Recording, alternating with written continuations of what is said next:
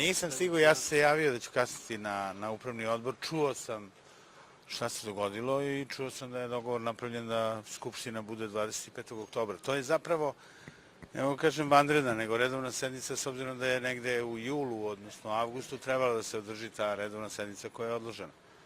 Pa vidjet ćemo, mislim, evidentno je da ako nemate rezultat na terenu, onda to obično ide da nemate neku vrstu kompaktnosti i u samoj upravi.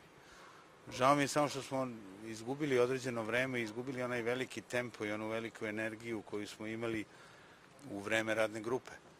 I posle toga, ajde, možda januar i februar mesec, tako da, evo, vidjet ćemo šta će doneti naredni dan. I u svakom slučaju imate 2 nedelje dok ne počne nastavak prvenstva i treba voditi računa da zapravo niko nije iznad Zvezde.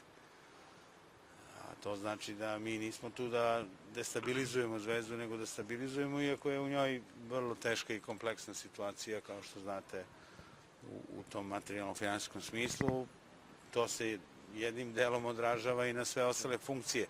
Kao i u porodici, ako nema para i ako je siromaštvo, onda je lak ambijent za stvaranje raznih konflikata i sukoba i prebacivanje nisi ti, nego je ovaj, nije ovaj, nego je onaj, i onda nemate zapravo ni preciznu odgovornost.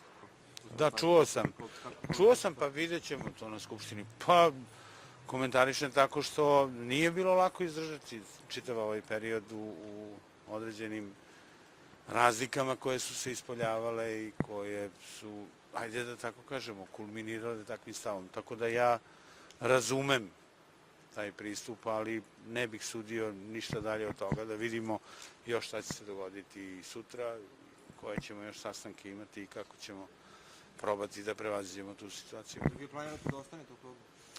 Šta ćemo vidjeti? Ja imam dovoljno svojih obaveza u košarkaškom klubu.